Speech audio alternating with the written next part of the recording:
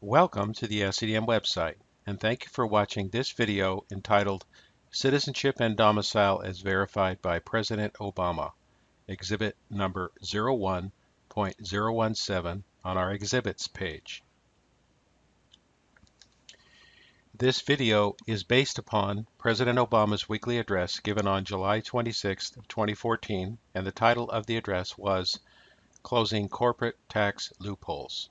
The address is available for download on the whitehouse.gov website at the address indicated in front of you. This video is brought to you by Sovereignty Education and Defense Ministry, http://sedm.org. And the video was produced the very same day that President Obama's video was released. Here is our logo. And the purpose of this video is to show you that Obama spilled the beans on how to lawfully become a non-taxpayer. We are going to explain the meaning of citizenship based on President Obama's weekly address on corporate tax shelters given on July 26, 2014. And we will also show you other videos that are related to the subject of citizenship that he has also done. We will establish that based on the reforms he is suggesting, he is proposing to eliminate government and to become the same kind of private corporation that he criticizes. Now, when we say eliminate government, what we mean is that all civil laws passed by the government are based upon a domicile within the jurisdiction of that government, meaning you don't have to be protected by that government and the civil laws of that government if you do not want to be. And any government that removes that prerequisite ceases to be a government and operates in commerce as a private corporation, just like any other private corporation. All other private corporations, the only constraint on their behavior is that they have to proceed upon consent with everybody they deal with, and they have to operate in equity with everybody they deal with. And they do that entirely by exercising their right to contract. And the domicile, in effect, implements a type of contract for protection. We will also establish that he, that is President Obama, is engaging in a protection racket because he refuses to acknowledge people who don't want the only product or service government offers, which is protection. And we will also establish that he is lying by calling what corporations refuse to pay taxes. And we will prove that he is engaged in acts of international terrorism in violation of Article 4, Section 4 of the United States Constitution.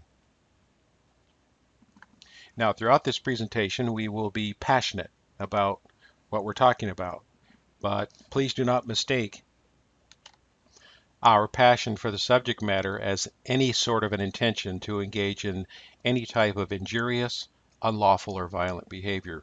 We are a non-violent religious ministry, and our intention is to prevent violence by the government rather than to promote violence by us. We think violence is wrong, and the type of violence we oppose in this presentation is what we intend to prevent, and we do not believe that two wrongs make a right. We are not, therefore, violent, anti-government, or terrorists. In fact, President Abraham Lincoln, in his Gettysburg Address, said, "A government of the people, by the people, and for the people." In this country, the people are the sovereigns, and it would be insane to be against all the people by being against the government, because the government is the people, but only when they're acting as jurists and voters, and not at any other time. We instead are against government terrorism, as described here, against deception and propaganda of the type exhaustively described here.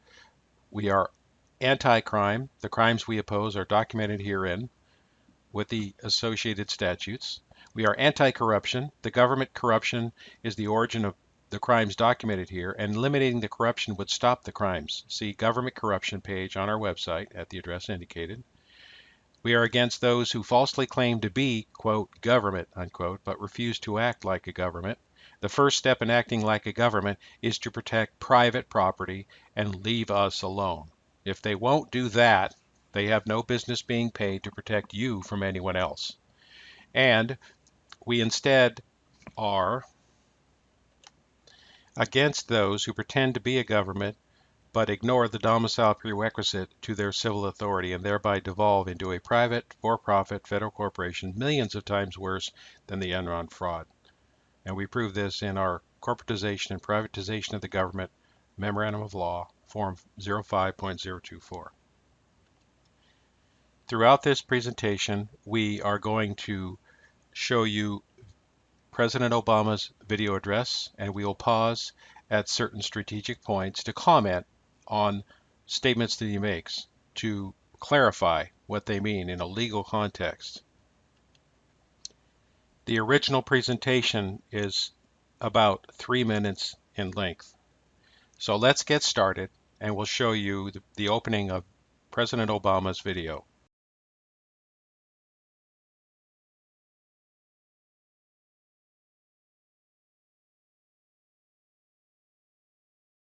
Hi, everybody. Our businesses have now added nearly 10 million new jobs over the past 52 months. The unemployment rate is at its lowest point since September 2008, the fastest one-year drop in nearly 30 years. 401ks are growing, fewer homes are underwater, and for the first time in more than a decade, business leaders around the world have declared that the world's #1 place to invest is not China, it's the United States of America, and our lead is growing. None of this is an accident. It's thanks to the resilience and resolve of the American people that our country has recovered faster and come farther than almost any other advanced nation on earth. But there's another trend that threatens to undermine the progress you've helped to make. Even as corporate profits are as high as ever, a small but growing group of big corporations are fleeing the country to get out of paying taxes. Mr. Obama says that the corporations are fleeing the country to avoid taxes. They aren't paying a tax, in fact, as defined by the U.S. Supreme Court. Taxes, as legally defined, can only be paid to a real de jure government. What they pay is paid to people not in government in the form of benefits and entitlements. And even the government they pay it to is a de facto government. For the proof, see the U.S. Supreme Court Loan Association versus Topeka, 87 U.S. 655. And you can also read our pamphlet entitled De Facto Government and Scam, Form 05.043, where we prove that we no longer have a real de jure government because everything that it does proceeds upon force, absent the requirement for consent. That is the foundation of our republic, according to the Declaration of Independence. He also says that they're fleeing the country, but they're not fleeing the country. They instead are changing their domicile, and it has always been lawful to do so and can never be made illegal if in fact they are a real de jure government. This has been true for thousands of years.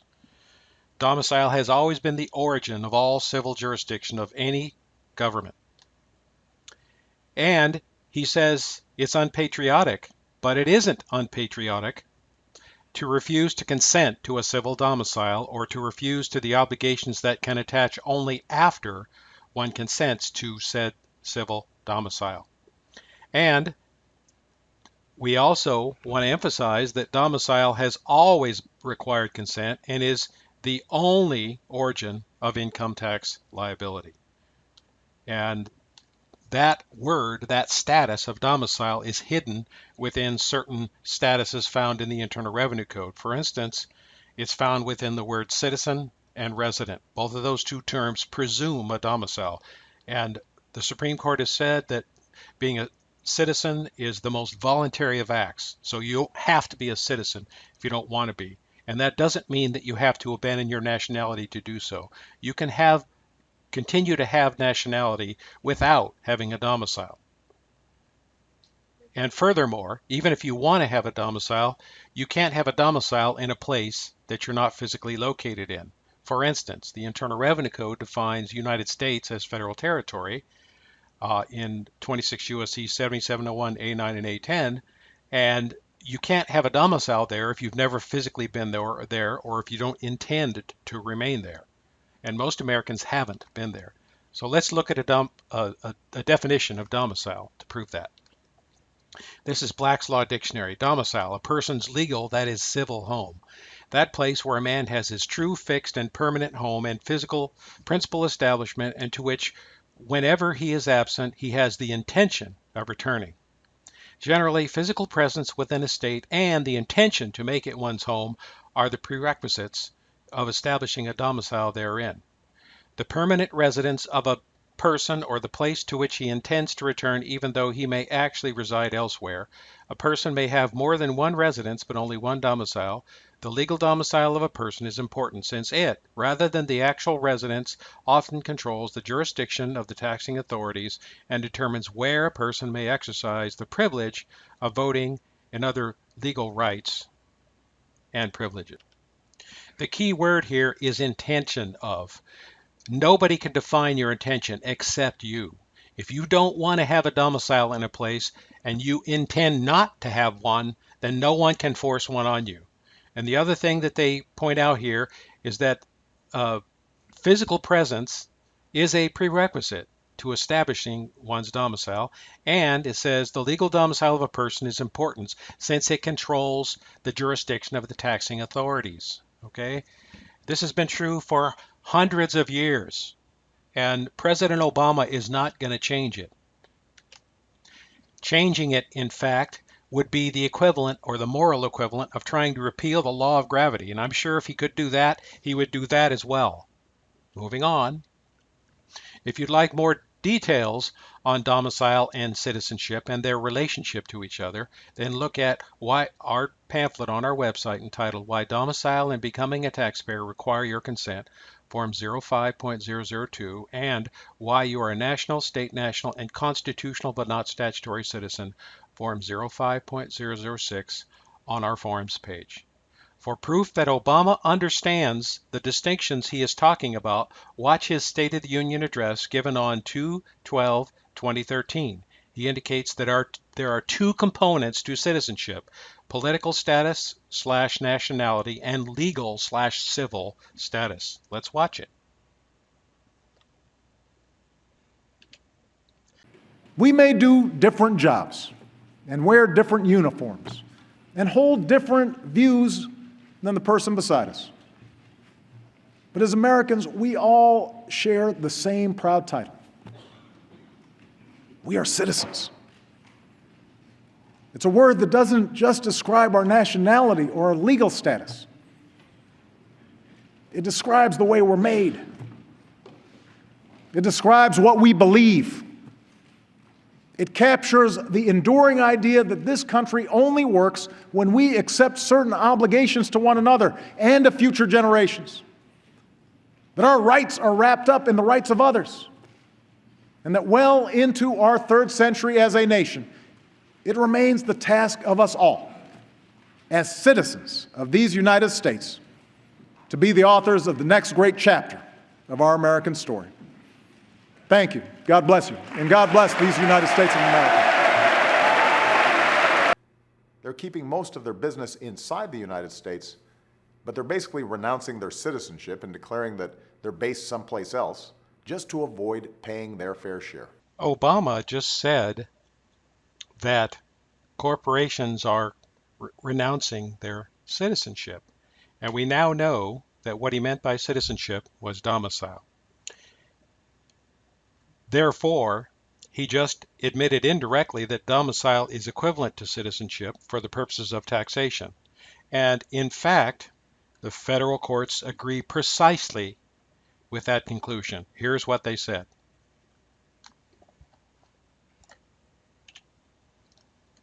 Black's Law Dictionary, 4th edition, page 311. Domicile and citizen are synonymous in federal courts. Early versus Hershey Transit Company. Inhabitant, resident, and citizen are synonymous. And Black's Law Dictionary, 4th edition, page 310. The term citizen and citizenship are distinguishable from resident or inhabitant. The words citizen and citizenship, however, usually include the idea of domicile. Hello, Mr. Obama. And Baker versus Keck, 13 F Sup 486. Citizenship and domicile are substantially synonymous. Residency and inhabitants are too often confused with the terms and have not the same significance. Citizenship implies more than residence. It carries with it the idea of identification with the state and a participation in its functions. As a citizen, one sustains local, political, and moral obligation to the state and possesses social and political rights under the Constitution.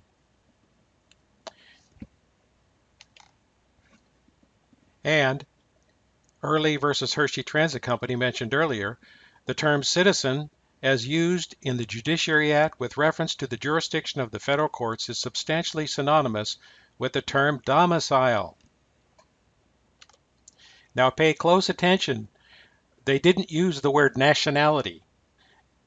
And nationality is earned by being born or naturalized in a country. So they're talking about a different type of citizenship here. They're talking about domicile. And domicile is voluntary. Being born is not voluntary. You get to choose your domicile. You can change your domicile. You can choose not to have a domicile, or you can choose to be domiciled in the place where you don't physically live. You could be domiciled in a foreign country if you wanted to, as long as you've physically been there at one point or another. So keep that in mind. And by the way, that very fact is the reason why all these corporations are able to lawfully escape taxation, because they simply shift their domicile because it requires their consent. And if they don't consent to a domicile in the quote United States unquote as defined in the Internal Revenue Code, they're not required to be a citizen or resident and thereby become a non-resident, not subject for those earnings that they earn outside the United States. Whereas if they had been a citizen, they would have owed income tax on their quote worldwide income unquote. So yes, it's perfectly lawful to choose a domicile outside the United States, to change your citizenship as a person or a corporation or a human, and to lawfully escape any obligation to the national government or the Internal Revenue Service. Mr. Obama also used the term fair share.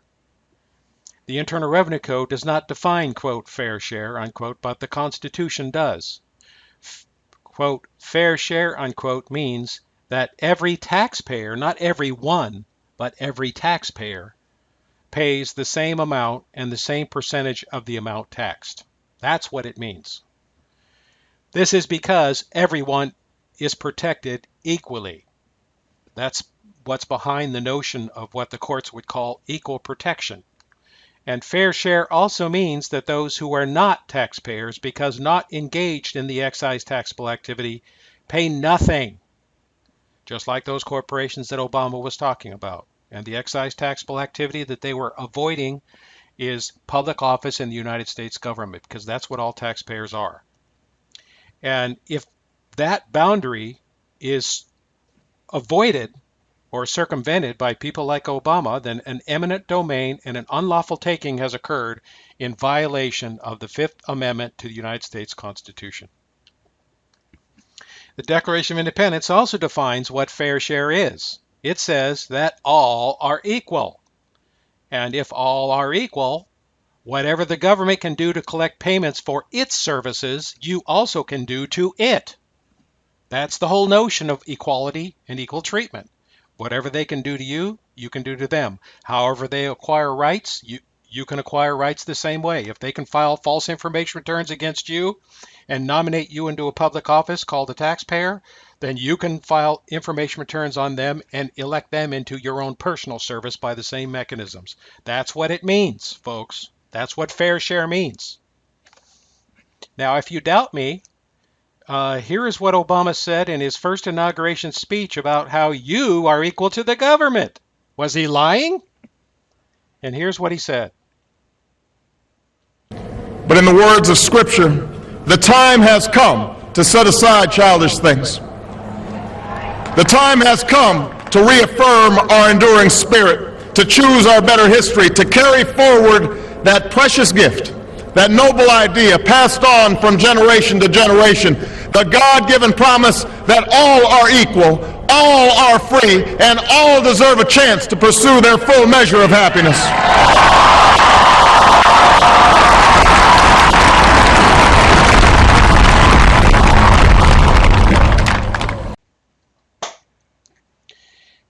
The U.S. Supreme Court also defined what happens when people like Obama try to make people pay an unequal amount or percentage of the amount taxed. Here's what they said.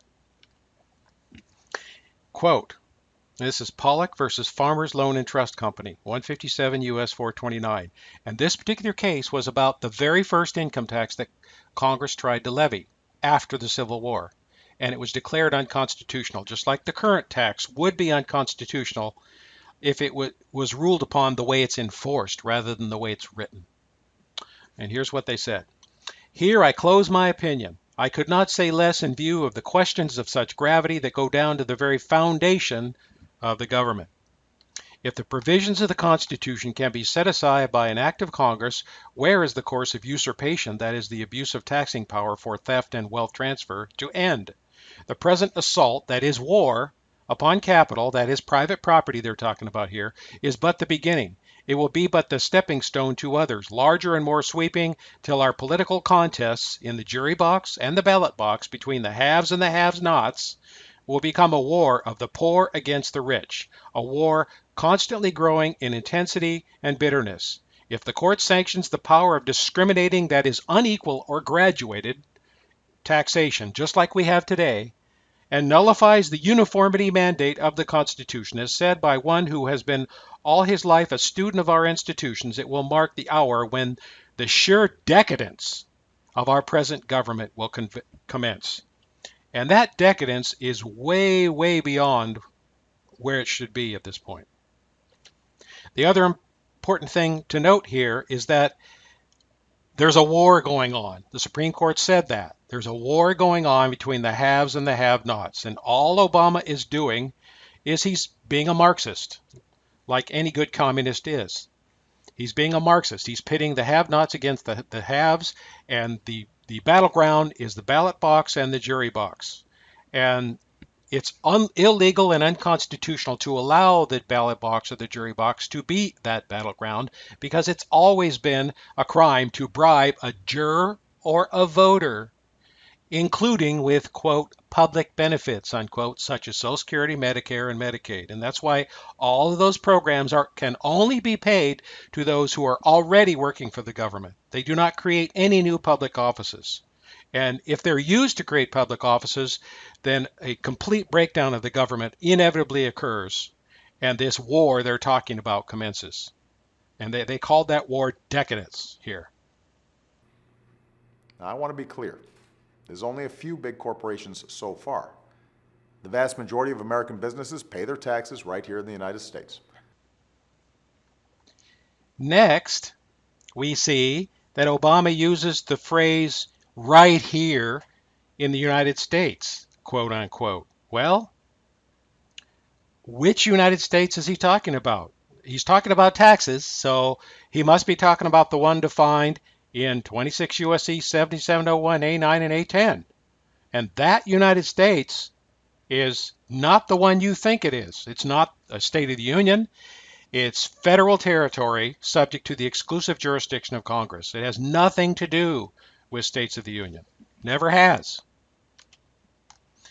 And the term United States is just like the word sex that Mr. Clinton used when he was deposed about his relationship with Monica Lewinsky. And I'll give you, why don't you go ask Obama what he meant by United States in that speech. And he'll probably say, that depends on your definition of what is, or what sex is. And he ain't ever going to tell you what it is, because he's lying. But here's the definition. United States. The term United States, when used in a geographical sense, includes only the states and the District of Columbia. And then they define the term state as the term state shall be construed to include the District of Columbia where such construction is necessary to carry out the provisions of this title. Now, first of all, they're defining here the geographical sense, but that's not the only sense. Guess what? The real sense that it's used means the government. A U.S. source is government-sourced payments, benefits, to otherwise private people. And the receipt of those benefits essentially is being unlawfully and unconstitutionally used to make those people into public officers in the government who have to pay kickbacks. We call them public officer kickbacks to the national government.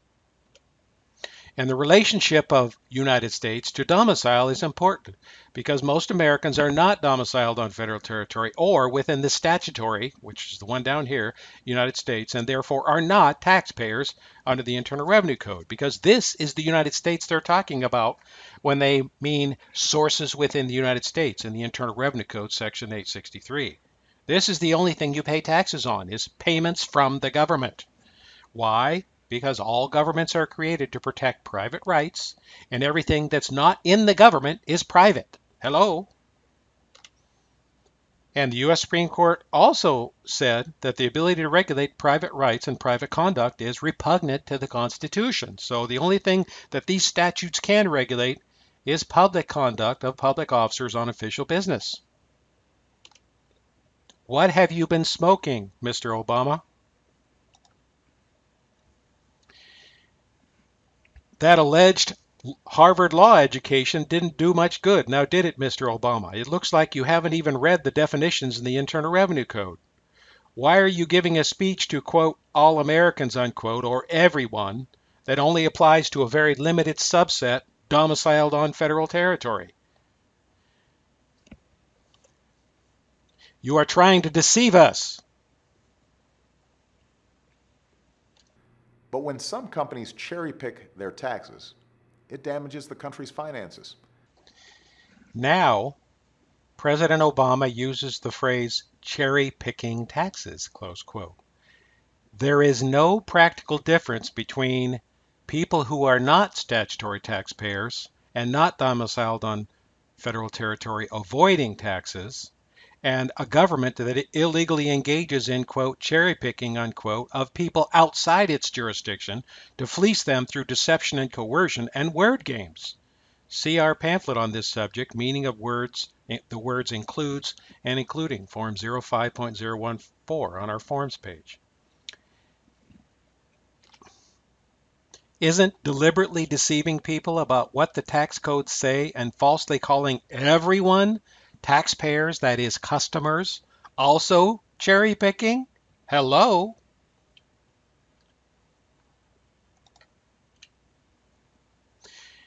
And what really, he uses the word damages the country's finances. What really damages the country's finances is refusing to balance the budget, spending 50% more than you take in, and refusing to cut spending. Hello?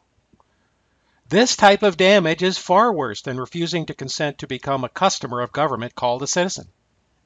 The Declaration of Independence says we have a right to not be a customer called a citizen and to provide our own protection. That's what these corporations are doing. Earth calling Obama. And if you refuse to do your job, Mr. Obama, the Declaration of Independence makes it our duty to fire you, change our domicile, and stop subsidizing tyrants like you. Are you going to try to criminalize following the Declaration of Independence? And are you implying that following the Declaration of Independence is unpatriotic? Hello? It adds to the deficit. It makes it harder to invest in the things that will keep America strong. And it sticks you with the tab for what they stash offshore. Next, Obama uses the word investing in America, quote unquote. Government has no business, quote, investing, unquote, public funds or taxes into private enterprises. Here's what the Supreme Court said on that subject. To lay with one hand the power of the government on the property of the citizen, and with the other to bestow it upon favored individuals to aid private enterprises and build up private fortunes, is nonetheless a robbery because it is done under the forms of law and is called taxation. This is not legislation. It is a decree under legislative forms. What did they just do here? They just said the Internal Revenue Code is not legislation if it accomplishes this purpose. Hello? Next, they said, nor is it taxation. A tax, says Webster's Dictionary, is a rate or sum of money assessed on the person or property of a citizen by government for the use of the nation or state. Taxes are burdens or charges imposed by the legislator upon persons or property to raise money for public purposes, not private purposes. Public purposes, not bailouts. Not bailouts of GM, not bailouts of foreign banks. Hello?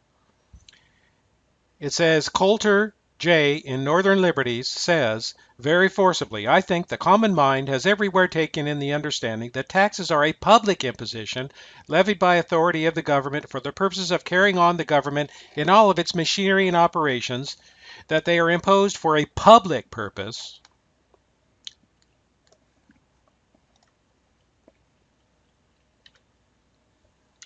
Government has only one job, Mr. Obama, and that is to protect private rights and private property. And the first step in protecting private rights is to keep them from being converted to public rights or government property without the express consent of the owner. That is why all taxation and all government services must proceed only by consent.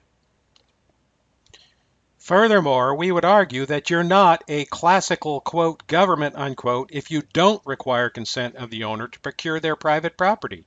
You can't steal it because we're all equal and I can't steal your property. Hello? And, quote, investing, unquote, ought to be left exclusively to private industry, which is precisely these corporations that you want to rape and pillage so they don't have any money left to invest. Hello? Next, he uses the word sticks you with the tab. The only people sticking you, the viewers, with a tab is President Obama, who refuses his constitutional duty to balance the budget or cut spending and is running up a huge debt that our children must pay and which will never be fully paid off. His reckless fiscal mismanagement will produce anarchy and civil unrest eventually, will bankrupt the government, will destroy all of our liberties in the process, and will work a purpose every bit as destructive as any violent terrorist, but without the necessity of violence. So who's the real terrorist? And why are we paying money to terrorists to defend us from terrorists? Is a more important question to ask. The 13th Amendment makes it a crime to engage in what it calls, quote, involuntary servitude, unquote, and peonage. Peonage, by the way, is slavery to pay off a debt. And the government is the largest source of debt right now. And citizens are the ones doing the paying off. So hence, it is unconstitutional. It is an unconstitutional crime to make the average American surety for public debt and a peon who has to pay it off without at least procuring his consent to choose a domicile and therefore become a statutory citizen. That's why it has to be voluntary, because involuntary servitude is prohibited. And a citizen is the subject of involuntary servitude unless he chose to be a citizen. You are the one, quote, sticking us with a tab, unquote, for a bill that only federal domiciliaries are required to pay, and then kidnapping our identity to make us look like federal domiciliaries. That too is a crime under 18 U.S.C. 911. That citizen, in turn, that is the subject of that statute, is a federal domiciliary and not a state citizen. You're a hypocrite, Mr. Obama. Right now, a loophole in our tax laws makes this totally legal. No, Mr. Obama, it's not a, quote, loophole in the tax codes. It's a loophole in all civil law. And you can't close it. And if you try to close it, you cease to be a government. Federal Rule of Civil Procedure 17 is what makes it, quote, perfectly legal, unquote. Here is the provision the corporations are using.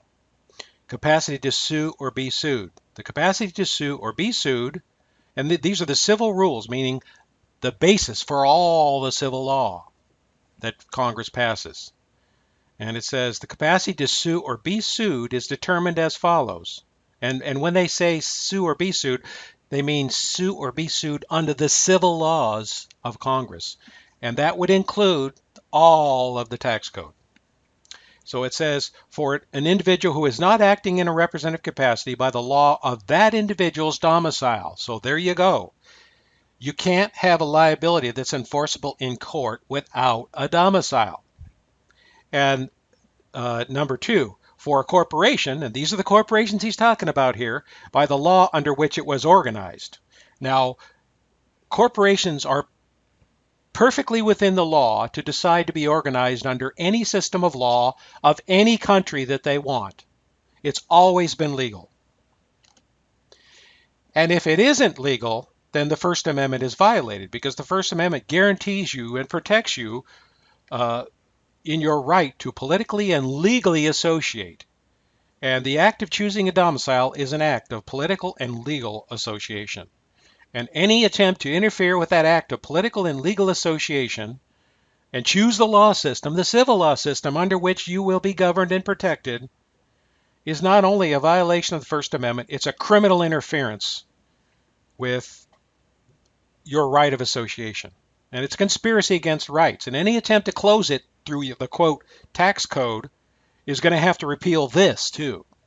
And they can't do that, or they're not a government. It says, for all other parties by the law of the state where the court is located. Okay, so moving on. Mr. Obama, you can't make it illegal to do what these corporations are doing. The minute you remove or disrespect the domicile prerequisite that is required for all civil enforcement actions, and especially in court, as we just saw, when you try to do that is the minute that you cease to be a de jure government and devolve to a private, for-profit corporation, just like the corporations you complain about. Hypocrite. And you also become an international terrorist organization that collects, quote, protection money, unquote, called taxes.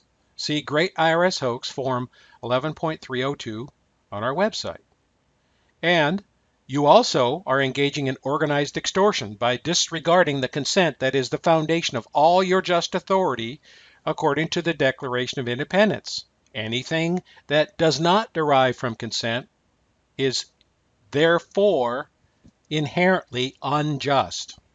And in this case, the consent is packaged in the word domicile. And if you take out the domicile equation, you've removed the consent requirement, and now you're just a terrorist and a tyrant.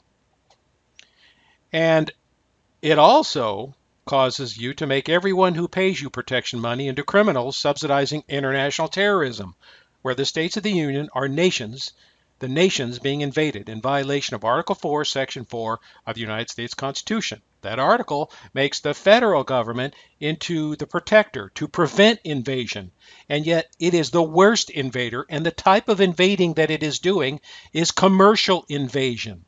Okay? There's no difference between commercial terrorism, which also threatens human life, because if you can't pay your bills and you can't feed yourself, you're going to die.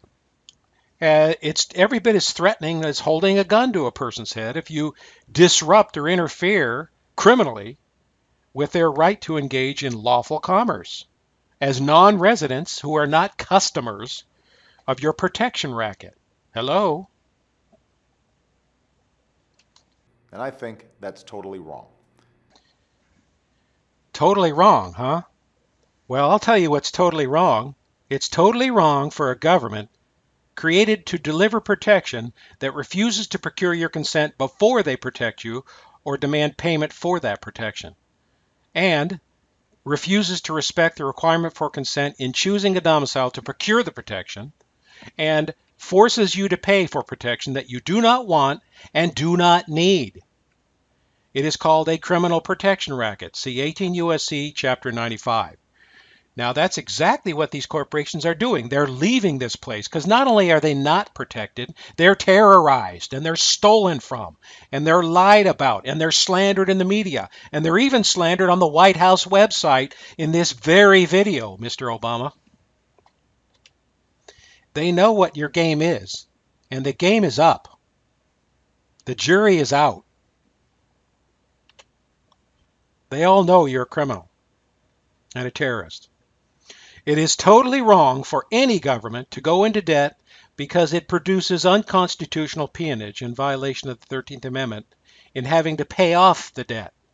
And who are the people that have to pay it off? Obama would like you to believe that that would be, quote, everyone, unquote, or, quote, all Americans, unquote. But guess what? That isn't everyone. It's everybody who has a domicile on federal territory and thereby calls themselves a, quote, citizen, unquote, or a, quote, resident, unquote, under the laws of the national government and not the state government. You can be a resident or a citizen under the laws of a state without being a resident or citizen under the laws of the national government. Keep that in mind. And by the way, these corporations know that. They know that if they incorporate in Delaware and they operate in California, that they're a foreign corporation in respect to California. And they're doing the same thing to the federal government that they do in respect to each of the states. Why shouldn't they be able to do that, Mr. Obama? It is also totally wrong to bribe otherwise private citizens with public monies called benefits, because it makes what is paid to the government no longer a tax as legally defined. It is just a bribe to get them to leave you alone and steal wealth that can be redistributed. And it criminally corrupts the political process and the courtroom. It has always been a crime to bribe a jurist or a voter. It is also totally wrong to make jurists and voters into public officers for any purpose other than serving on jury and voting. This causes income tax to become a poll tax and criminally violates 18 U.S.C. 912. Poll taxes have always been illegal.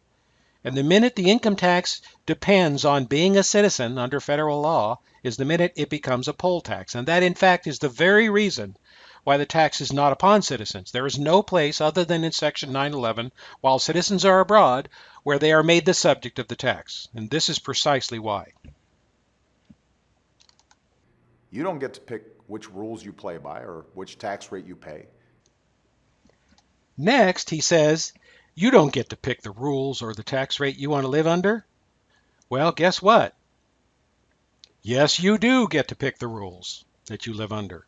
If you don't consent to a civil domicile within the national government's exclusive jurisdiction on federal territory, then you don't have to live by their rules. Hello? And if domicile is voluntary, then the rules are voluntary because that's how they connect to you. Hello? And if you don't consent to lawfully occupy a public office in the national government, then you can't lawfully act as a statutory taxpayer. So you don't have to live under the oppressive tax code if you don't want to occupy an office. And by the way, even if you consent to occupy the office, you cannot elect yourself into the office by filling out a tax form. Now, can you? That would be criminally impersonating a public officer. You have to be a public officer before you become a subject of the Internal Revenue Code, any part of it under subtitles A and C, that is. And if you don't consent to incorporate in the District of Columbia as a corporation, then you aren't a corporation and therefore person under federal law and don't have to live by their rules. That's what Federal Rule of Civil Procedure 17 says. And we just read it, now didn't we? And under the civil statutory laws, you are the only the subject to and obligated by the laws of the place that you consent to have a civil domicile. And by laws, we mean civil statutory laws. We don't mean common laws.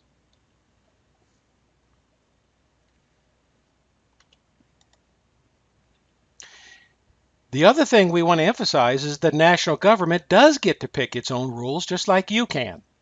The national government does exactly the same thing as the dastardly corporations are doing that Obama hypocritically complains about. In fact, the quote, United States, unquote, is also a corporation and it makes its own rules. And by the way, it pretends that you're an employee of them, and so it tries to make rules for you too. And if you are dumb enough to believe that you work for their Walmart corporation and that you have to follow their Walmart corporate internal rules, then you're an idiot. 28 U.S.C. 3215A says the United States is a federal corporation. And under the concept of sovereign immunity, the national government is only subject to the specific laws that it expressly consents to. Who's the elitist here? Mr. Obama, you're the elitist, and you're trying to insist that we don't have the same rights as you, even though you said in your inauguration speech that all are equal. What have you been smoking? Colorado marijuana? Hello? For proof that we no longer have a de jure government, but a private for-profit corporation, just like the ones Obama hypocritically attacks, see our memorandum of law on that subject, corporatization and privatization of the government, Form 05.024 on our forms page.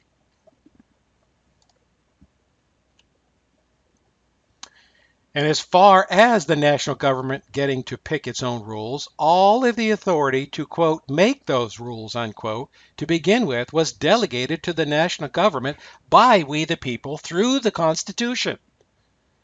And it is a fact, it is a maxim of the common law that you cannot delegate what you do not have. And that's just another way of saying that the power which creates a thing is superior to the power that it delegates, or that the creation cannot be any greater than the creator. The creator is we the people. Therefore, you, as an American whose consent is the source of all of their civil power per the Declaration of Independence, must have the same sovereign immunity that the government claims to have, because it was delegated, and must be equally able to choose your civil rules by refusing to consent to a civil domicile within their civil jurisdiction. Obama, you are a liar and a hypocrite. And neither should these companies. Next, he says that neither should these companies. Well, neither should the government be exempt from taxes we levy on our private property that they want to steal or borrow, either. Taxes, after all, are rent that you pay on the use of government property. That's what an excise tax is. An excise is a privilege. It's a tax upon a privilege, and that privilege is the loaning of government property. If they can loan property to you and charge you for it, whether you wanted the property or not, then you can do the same thing to them under the concept of equal protection and equal treatment. Taxes, after all, are merely fees for government services, and they're not the only one rendering a service. You are too. If you didn't consent to their services, and then you don't work for them. And if you don't work for them, then you're private. And if you're private, then you're beyond the jurisdiction of the government. And if they won't recognize the existence of the private, or if they won't allow you to benefit from the private or exclude them from benefiting from the private, they're not a government, because that's what governments are created for. If the government can force you to buy and pay for its services, then we have an equal right to collect fees for their use of our private property without their express consent either. We're all equal. And to deny this is to deny everyone equal protection and equal treatment that is the foundation of the Constitution. And as we said before, Mr. Obama said in his first inauguration speech that, quote, all are equal, unquote. So he agrees with us, apparently. The best way to level the playing field is through tax reform that lowers the corporate rate, closes wasteful loopholes, and simplifies the tax code for everybody. Next, he says that he wants to simplify the tax code for, quote, everybody, unquote. Well, Obama is unconstitutionally presuming that, quote, everybody, unquote, and taxpayers, unquote, are synonymous. They aren't. Only taxpayers are subject to the Internal Revenue Code, and not everybody is a taxpayer. And it's unconstitutional to presume that they are. It's eminent domain, in fact. It's a violation of the Fifth Amendment. And furthermore, we're all presumed innocent until proven guilty, which means we're all presumed to be non-taxpayers until the government proves that we're taxpayers. We don't have to prove that we're not taxpayers. They have to prove that we are taxpayers. Hello? And this is a lie. All presumptions that prejudice constitutional rights are an unconstitutional violation of due process of law. And due process is the foundation of the protection of private property, provided for in the Constitution. Here is the proof that not everybody is a taxpayer. Economy, Plumbing, and Heating versus U.S. 470 F2D 585. Revenue laws relate to taxpayers, and we put in brackets instrumentalities, officers, employees, and elected officials of the national government, and not to non-taxpayers, that is, non-resident, non-persons domiciled in states of the Union without the exclusive jurisdiction of the national government. The latter are without their scope. No procedures are prescribed for non-taxpayers, and no attempt is made to annul any of their rights or remedies in due course of law. With them, that is, non-taxpayers, Congress does not assume to deal, and they are neither the subject nor the object of the federal revenue laws. And by the way, this is not the only court that recognized the existence of non-taxpayers. The U.S. Supreme Court did so in South Carolina versus Regan. You might want to read that case as well. So he's making a presumption, and it's a violation of due process and theft to make that presumption. And of course, we know he's a thief, so would you expect anything less? But stopping companies from renouncing their citizenship just to get out of paying their fair share of taxes is something that cannot wait. Next, he says that stopping and renouncing citizenship cannot wait. Well, there's lots of things that cannot wait, and lots of things that are a lot more important than this. Other things that cannot wait include balancing the federal budget by reducing spending rather than increasing taxes, and eliminating the Federal Reserve fraudulent money system, see the money scam, Form 05.041 on our forms page. And the other thing that can't wait is only taxing members of the club who consent to be called statutory citizens. They should not be able to reach, they cannot reach people who don't have a domicile in their jurisdiction, a civil domicile, except possibly foreigners. Okay? And we talk about that in why you're a national, a state national, and a constitutional but not statutory citizen on our forms page.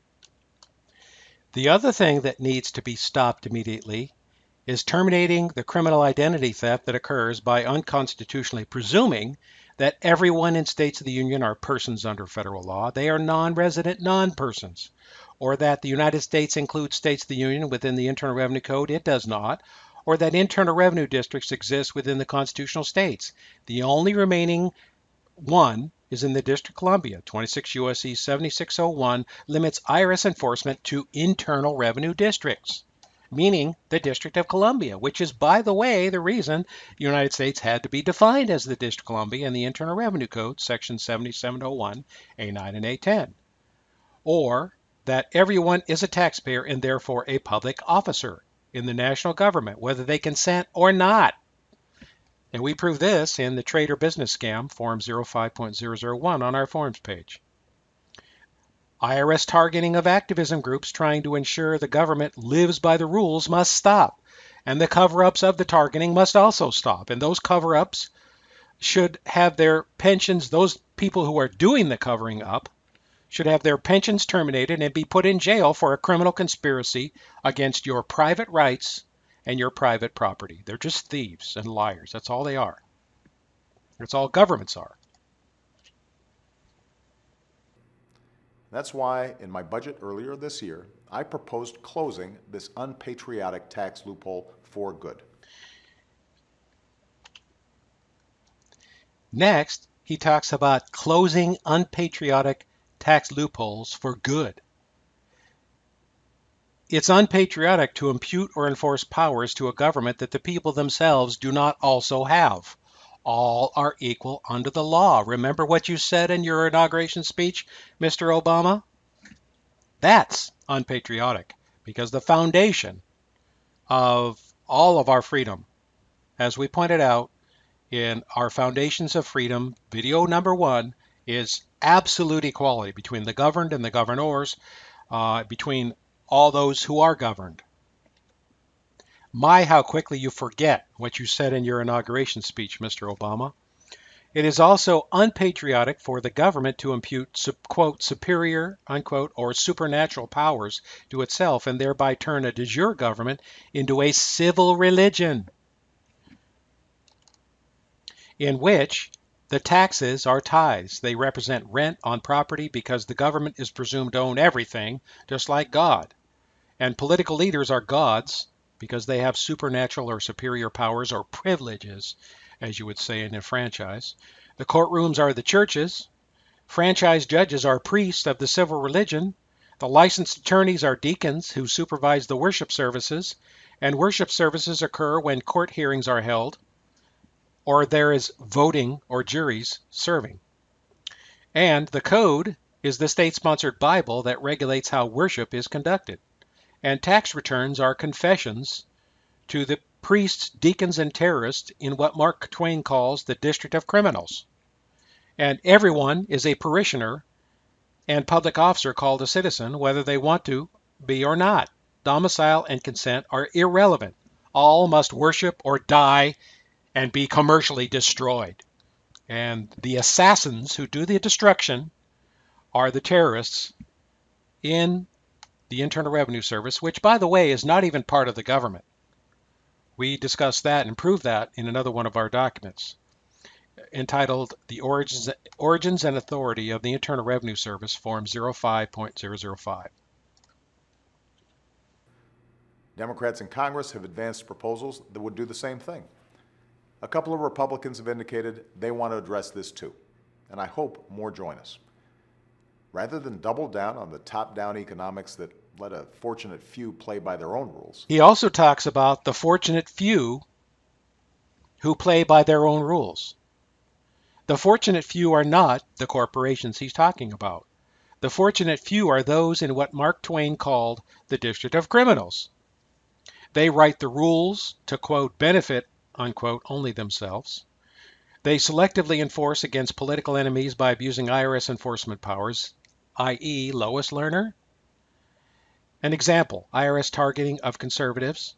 They refuse to prosecute their own and only use the law to prosecute enemies outside the government. Notice they didn't prosecute Miss Lerner. They didn't take away her pension. They can pick and choose the rules they want to be subject to by unconstitutionally asserting sovereign immunity to protect private corporate business activity and franchises. Most of what they do is private corporate business activity, and especially benefit programs, because that's not why governments are created. They're not created to provide benefits or to pay money to people. They're created only to protect private rights. And the first step is to prevent them from being converted to public rights or public offices or public franchises or taxable income without the consent of the owner. They can make an unconstitutional business out of alienating rights that the Declaration of Independence says are supposed to be unalienable, meaning incapable of consenting to give or contract them away. Hello? They can become like God by denying the equal right of all Americans to also assert their sovereign immunity by refusing to consent to a civil domicile within any government. If you don't choose a domicile within their jurisdiction, you're a foreign sovereign. They don't have any civil jurisdiction over you, except possibly through the common law, but that wouldn't be civil jurisdiction. That would be common law jurisdiction. They can spend with reckless abandon like a drunken sailor and sink the fiscal ship of state. They can counterfeit currency while we go to jail for doing the same thing. They are accountable to no one because they don't need the permission of Americans when they borrow money. They just print more. So who are the real fortunate few, Mr. Obama? And why aren't you talking about that fortunate few, the ones you hang out with at parties, the ones you charge $32,000 a plate to attend your parties for? The fortunate few is only possible because government is not subject to all the same laws and rules as everyone else, and because it has to consent to the laws that it is subject to. And we call this anarchy. And those in the government are the anarchists. Anybody that can choose, pick and choose through sovereign immunity or whatever means, or judicial discretion, can pick and choose what laws they want to be subject to, or what laws they want to enforce, is an absolute anarchist, because they are outside the rule of law. And here's the type of government anarchy we are talking about, as defined by the U.S. Supreme Court. No man in this country, and we put in brackets, including legislators of the government as a legal person, is so high that he is above the law. No officer of the law may set that law at defiance with impunity. All the officers of the government, from the highest to the lowest, are creatures of the law and are bound to obey it. It is the only supreme power in our system of government, and every man who by accepting office participates in his functions is only the more strongly bound to submit to that supremacy and to observe the limitations which it imposes upon the exercise of the authority which it gives. Shall it be said that the courts cannot give remedy when the citizen has been deprived of his private property by force, his estate seized and converted to the use of the government without any lawful authority, without any process of law, and without any compensation because the president has ordered it and his officers are in possession? By the way, does that sound familiar? The IRS does that sort of thing every day. They enforce a code that doesn't apply to people against those people. And so you could say they're lawless. They're not lawless because they're lawfully enforcing the code. They're lawless because they're enforcing it against people who aren't subject to it. Therein lies most of the problems.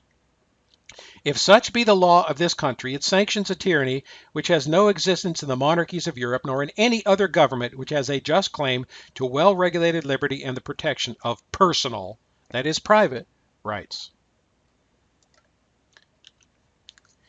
Let's embrace an economic patriotism that says we rise or fall together as one nation and as one people. Next, Obama says that patriotism means we all rise and fall together. No, Mr. Lying Obama, patriotism instead means private property beyond any and all control or taxation by any government, individual rights that are equal to collective rights, so that the collective is not superior to the individual, and absolute equality between the governed and the governors under the civil laws,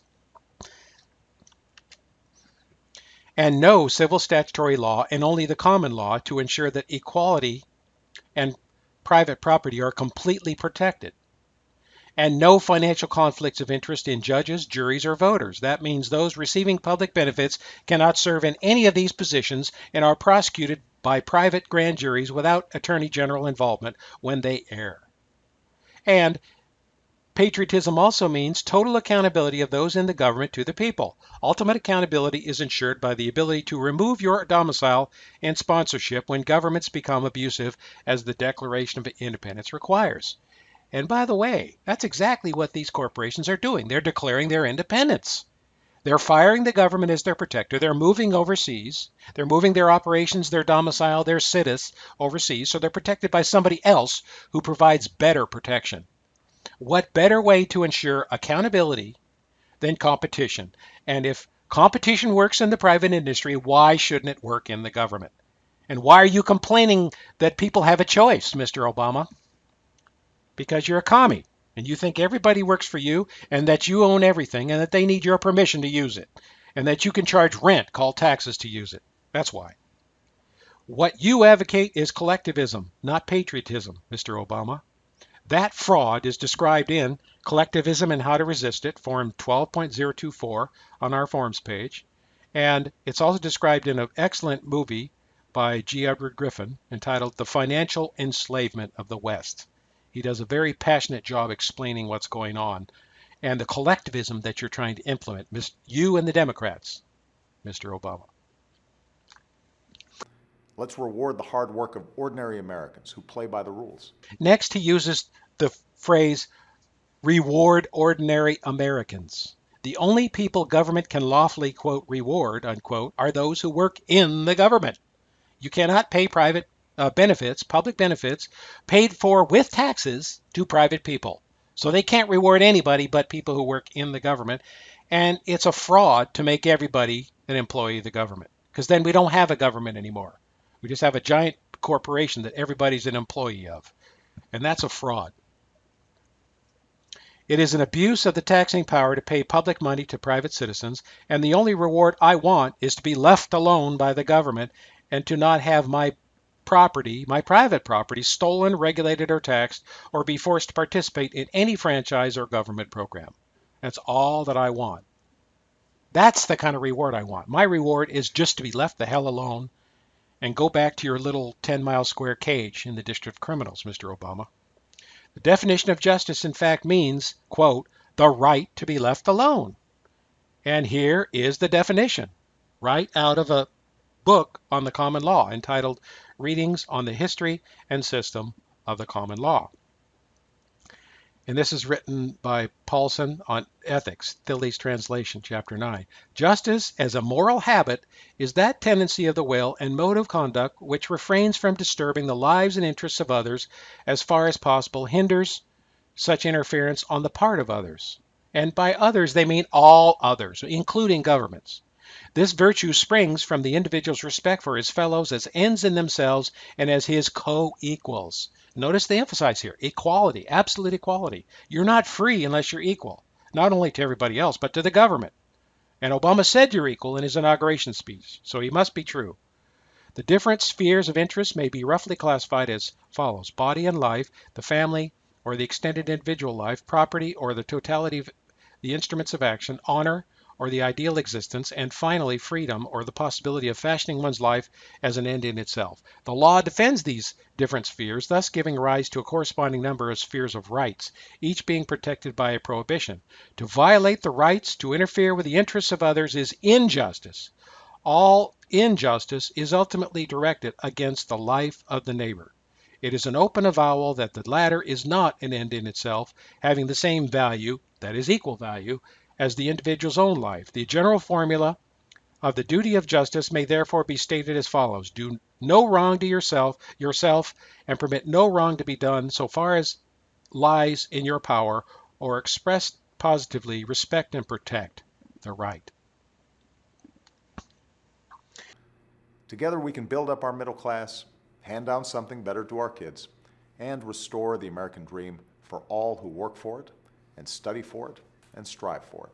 Obama also talks about restoring the American dream.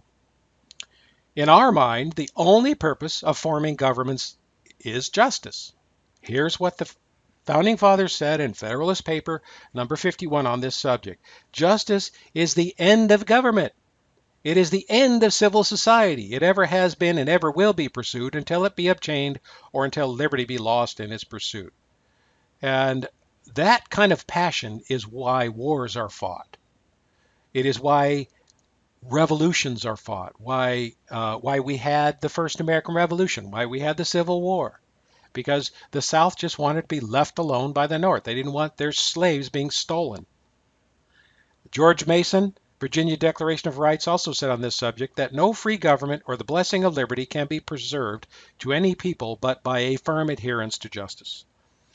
And Jerry Spence with Justice for None, page 124, the best antidote for crime is justice. The irony we often fail to appreciate is that the more justice people enjoy, the fewer crimes they commit. Crime is the natural offspring of an unjust society. And if you doubt that, watch what happens to a person all of whose property has been stolen, who cannot support themselves, and it's been stolen by the government, who cannot support themselves, and who has to turn to a life of crime because the government refused to leave them alone. So you could say that the tax system encourages crime. It absolutely does. A government that, and by the way, the only way that it couldn't encourage crime would be for it to say, all right, well, you didn't pay your fair share, but we're not going to steal your property. We're just going to make sure you don't collect any benefits. You don't collect the things you paid for. And that would be perfectly fine with me. And that would not cause any amount of injustice. It would not put people into a position where they had to commit crime. And until they take that approach to enforcement, they will continue to be the biggest instigators of crime in the country. That is the IRS and the government. And the irony is that they are created to prevent crime. And here they are making it into a profitable business and encouraging more of it and privatizing the prisons and making them a profit center and so on. A government that won't protect you from itself is not a government, but a terrorist organization. And your taxes, which in fact are not taxes as legally defined, but bribes and protection money, are funding a terrorist organization. Now, if you doubt that, we encourage you to watch some of these videos, the many videos we have on the subject of government terrorism on our website. These are very educational, and we'll include a copy of this slideshow so you can click on these links after you watch the video. You can click on the links in the comment section underneath the video. Lots of really good videos.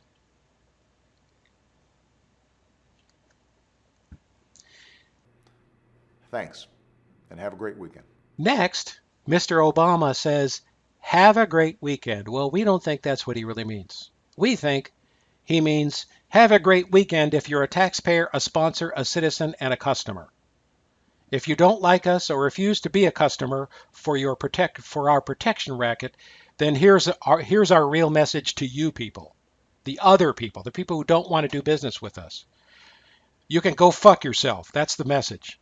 And we will bomb you with a drone because we don't like you if you go overseas. We will sick the IRS and Lois Lerner on you, hide the evidence that we did, and launder the stolen loot to our cronies so they can get reelected. And we will refuse to clear your financial transactions through the Federal Reserve counterfeiting franchise until you snitch on all your customers and essentially become a federal employment recruiter for taxpayers. And lastly, what he really means by have a great weekend is we aren't here to serve you. We only serve and protect ourselves with money we stole from you. So let's summarize what we learned from all this. A free people must expressly consent to the specific services they want from the government, and they must pay only for those services that they expressly consent to. After all, government is a corporation and it's a business, and if private companies cannot force you to buy their products, then governments should not be able to either. And if competition works in the private industry, it ought to work equally well in the government, and that would ensure accountability. The ultimate form of accountability is you simply fire the bastards if they don't do their job. And how come we can't do that? Domicile is the method of doing the consenting. And the First Amendment forbids governments from punishing people for or calling them unpatriotic for refusing to be customers called citizens or residents. And as we said before, a citizen or resident is somebody with a domicile within the exclusive jurisdiction of that particular government. And you're not obligated to be a citizen or resident. And if you've never been on federal territory and you don't intend to make it your permanent home, you can't be a citizen or resident under the Internal Revenue Code. And if you declare yourself a citizen or resident, it's fraudulent on your tax return, and it's fraudulent in your legal pleadings if you do it in front of a federal court. If they punish people, they transition from a de jure government to a de facto terrorist government. And by punish people, we mean punish people who don't want to be customers. Okay, because you've got to have a choice. That's the foundation of freedom. You got to have a choice. You have to be equal, and you have to have a choice. And you have to be able to deny other people the benefit of your property and your services. And if you can't do that, then you don't own anything and you're just a slave. And those who try to punish people or coerce people to become customers are de facto terrorist governments. And we prove that in de facto government, the de facto government scam form 05.043 on our forms page. What corporation other than the United States can force you to be a customer of its products or services, that is, protection, and throw you in jail if you refuse to be a customer? That is why government has become a pagan god with supernatural and superior rights that no other human or corporation can lawfully possess. And we prove that in our extensive memorandum of law, over 400 pages, entitled Socialism, the New American Civil Religion, Form 05.016. And you can use that document along with the Religious Freedom Restoration Act to shut down this fraudulent civil religion of socialism that worships political rulers instead of the true and living God. Let's make the playing field equal, just like Obama said. Let's simplify the tax code so we know who the real taxpayers are, and then nobody even has to read the tax code at that point. Most of the people. It'll just people working in the government at that point. And by making the playing field equal, we can force them to be our customer and to pay for and buy our services because we refuse to be their customer. If they can force us to be a customer, then under the concept of equal protection and equal treatment, we can enforce them. Might does not make right. Equality makes right. Consent makes right.